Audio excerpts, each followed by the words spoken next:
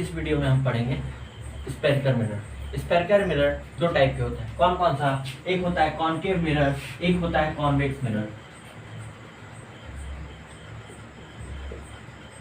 Concave mirror, केव यानी गुफा, ऐसा मिरर जिसमें दबे हुए भाग की ओर से रिफ्लेक्शन होता है उसको कॉनकेव मिरर बोलते हैं, और जिसमें उठे हुए भाग की ओर से रिफ्लेक्शन होगा उसको कॉन्वेक्स मिरर बोलेंगे। अब कॉनकेव मिरर को कन्वर्जिंग मिरर भी बोलते हैं। क्यों बोलते हैं? जब पैरेलल रे इससे टकराती हैं, चाहे वो कितनी सारी पैरेलल रे हो, रिफ्लेक्शन के बाद एक ही पॉइंट पे आके मीट करेंगी, इसलिए इसको कन्वर्जिंग मिरर भी बोलते हैं। और इसका उल्टा, जब इसको डाइवर्जिंग मिरर बोलते हैं, जब पैरेलल रे इससे आके टकराती हैं तो रिफ्लेक्शन के बाद वो डाइवर्ट हो जाती हैं। पहले कॉनकेव मिरर को अच्छे से पढ़ेंगे, उसके बाद कॉन्वेक्स मिरर पे चलेंगे। आइए कॉनकेव मिरर के बारे में। अब कुछ टर्म्स हैं कॉनकेव मिरर के, उनको देखते हैं। ये हमारा कॉनकेव मिरर हो गया, ये कॉनकेव मिरर हो गया, और ये किसी स्पेयर का टुकड़ा लग रहा है देखने में। ये जिस स्पेयर का टुकड़ा है उसका जो सेंटर होगा उसको हम बोलेंगे, सी से डिनोट करेंगे और बोलेंगे सेंटर ऑफ कर्वेचर। और ये जो मिरर का मिड पॉइंट है उसको बोलेंगे पोल, और पी से डिनोट करेंगे। जितनी भी दूरी हम मिरर में नापते हैं वो पोल से ही नापेंगे, चाहे वो कोई भी मिरर हो। और पोल से ये सेंटर ऑफ कर्वेचर तक की जो दूरी होती है, ये रेडियस होगा, स्पेयर का एक रेडियस होगा, ये उसको रेडियस ऑफ कर्वेचर बोलते हैं। और इसी लाइन को हम आगे, मतलब पोल से सेंटर ऑफ कर्वेचर की लाइन को आगे बढ़ा दें, ये पूरा जो लाइन हो गया इसको हम बोलते हैं प्रिंसिपल एक्सिस। Principal axis. और इन दोनों के बीच का, मतलब पोल पीसी के का मिड पॉइंट जो होगा उसको बोलते हैं फोकस। और ये पी और एफ, पी एफ को बोलते हैं फोकल लेंथ। Focal length. अब इसमें इमेज फॉर्मेशन देखते हैं। इमेज फॉर्मेशन को देखने से पहले हमको इसमें 3 रे जानना जरूरी है। कौन कौन से 3 रे? ये हमारा इस पर कॉनकेव मिरर हो गया, जब इसमें प्रिंसिपल एक्सिस के पैरेलल, प्रिंसिपल एक्सिस, ये हमारा प्रिंसिपल एक्सिस हो गया, इसके पैरेलल कोई भी रे मिरर से टकराएगी तो वो रिफ्लेक्शन के बाद फोकस से होके जाएगा, चाहे वो इस साइड से हो या इस साइड से हो, एक ही पॉइंट से जाएगा। इसको क्या बोलेंगे? फोकस। और ये पहला रूल हो गया। अब इसी को अगर जैसे यहाँ पे कोई खड़ा होकर अगर टॉर्च मार रहा है तो रिफ्लेक्शन के बाद क्या होगा? लाइट इस तरफ चला जाएगा। और अगर इसी का उल्टा कर दें, कोई अगर यहाँ पे खड़ा होकर इधर से टॉर्च मारेगा तो क्या होगा? रिफ्लेक्शन के बाद लाइट ऐसे चला जाएगा। मतलब दूसरा रे क्या होता है, अगर कॉनकेव मिरर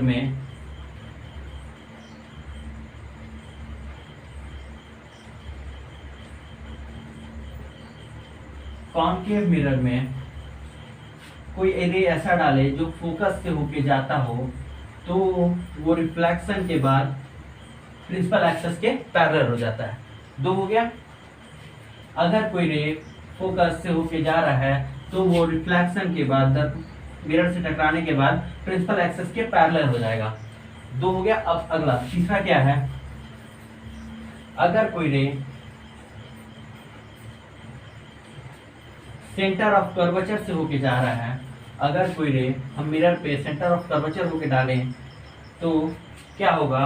वो रिफ्लेक्शन के बाद 180 डिग्री, मतलब जिस रास्ते से आ रहा है उसी रास्ते में वापस चला जाएगा। ये 3 रूल हम अगर जान जाएंगे तो आराम से इमेज फॉर्मेशन कर सकते हैं। अब इमेज फॉर्मेशन होता कैसे है कॉनकेव मिरर में, वो देखते हैं। कॉनकेव मिरर में, ये हमारा कॉनकेव मिरर हो गया। इसमें टोटल 6 केस हैं। फर्स्ट केस क्या है? फर्स्ट केस है जब हमारा ऑब्जेक्ट इनफाइनाइट पे रखा हो। ये हमारा सी हो गया, इन दोनों के मिड पॉइंट एफ हो गया। यहाँ से यहाँ तक का जो दूरी लीजिएगा, अगर 2 सेंटीमीटर नाप के लीजिएगा तो कंफर्म आपका सही बनेगा।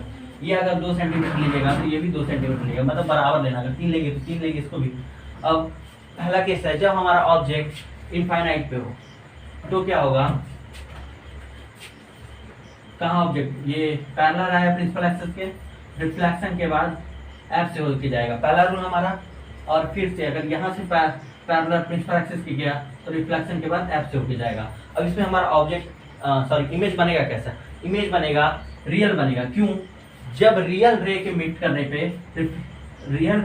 करने पे इमेज बनता है तो रियल इमेज बनता है, ठीक है। और इसमें इस केस में इमेज बहुत छोटा बनेगा, कैसा बनेगा, बहुत छोटा बनेगा और रियल इमेज बनेगा। अब अगला केस क्या है, जब हमारा ऑब्जेक्ट सी के पीछे रखा हो, सेंटर ऑफ कर्वेचर के पीछे रखा हो, तो क्या होगा, प्रिंसिपल एक्सिस के पैरेलल रे आया, रिफ्लेक्शन के बाद एफ से होके गुजरा और एक रे एफ से होके गया तो रिफ्लेक्शन के बाद पैरेलल हो गया प्रिंसिपल एक्सिस के। एक दूसरे को जहाँ पे कट करेंगे वहाँ पे हमारा इमेज बनेगा। कैसा इमेज बनेगा, रियल इमेज बनेगा, उल्टा बनेगा और ऑब्जेक्ट से काफी छोटा बनेगा। अगला केस क्या है, जब हमारा ऑब्जेक्ट सेंटर ऑफ कर्वेचर पे रखा हो तो क्या होगा, प्रिंसिपल एक्सिस के पैरेलल रे आया, रिफ्लेक्शन के बाद वो एफ से गया और एक रे आया एफ से और रिफ्लेक्शन के बाद पैरेलल हो गया प्रिंसिपल एक्सिस के। एक दूसरे को जहाँ पे कट करेगा वहाँ पे हमारा ऑब्जेक्ट इमेज बनेगा ऑब्जेक्ट का। अब इमेज बनेगा कैसा, ऑब्जेक्ट के साइज का ही बनेगा, उल्टा बनेगा, रियल बनेगा और सी पे ही बनेगा, मतलब सेंटर ऑफ कर्वेचर पे ही बनेगा। देखिए जब हमारा ऑब्जेक्ट दूर था, मतलब इनफाइनाइट पे था, तो हमारा ऑब्जेक्ट छोटा बन रहा था, एफ पे था, पॉइंट के साइज का था।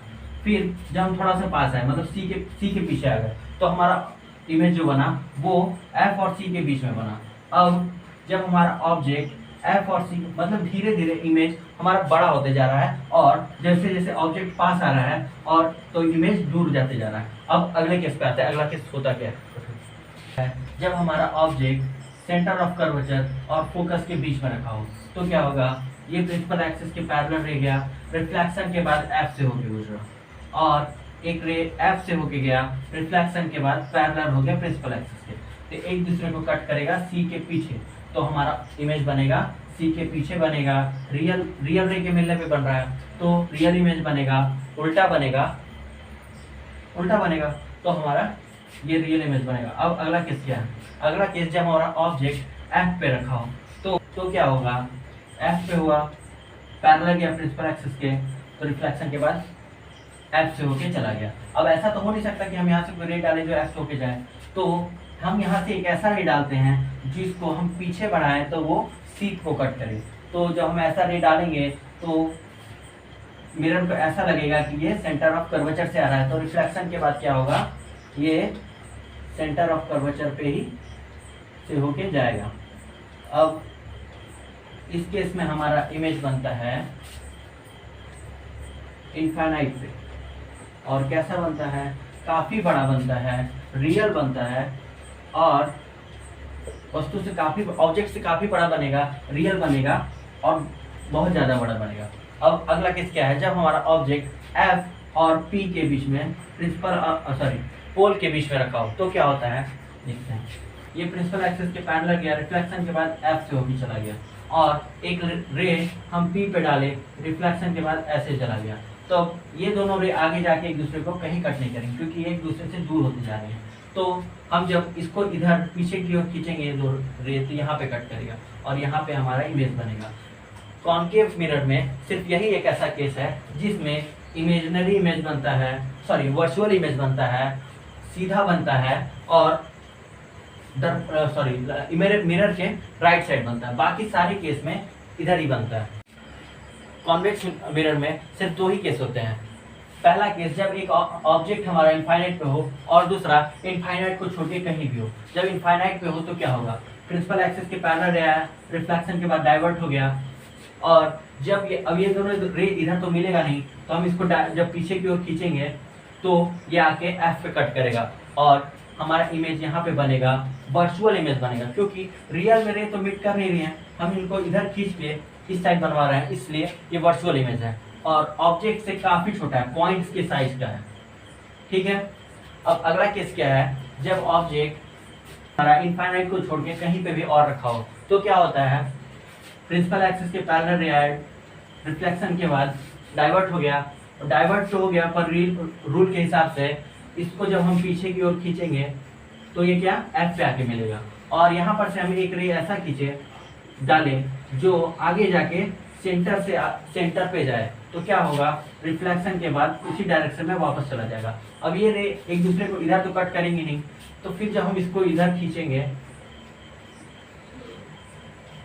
तो एक दूसरे को जहां पे कट करेगी वहां पे हमारा इमेज फॉर्म होगा। इमेज कैसा होगा, वर्चुअल इमेज होगा, सीधा होगा और ऑब्जेक्ट से काफी छोटा होगा। कॉन्वेक्स मिरर में हमेशा ऑब्जेक्ट से छोटा इमेज बनता है और वर्चुअल इमेज बनता है। और बाकी जितने भी केस हैं, अगर कोई ऐसा मिरर है जिसमें हम कहीं भी ऑब्जेक्ट रख दें, वो ऑब्जेक्ट उसमें इमेज ऑब्जेक्ट से छोटा बन रहा है और वर्चुअल बन रहा है, तो हमारा कौन सा मिरर होगा, कॉन्वेक्स मिरर होगा। और बाकी जो भी केस आएंगे वो हमारा कॉनकेव मिरर में आएंगे। ठीक है, अब साइन कन्वर्जन हम समझते हैं। साइन कन्वर्जन लेते कैसे हैं, ये मान लेते हैं कि हमारे यहाँ पे मिरर रखा हुआ है।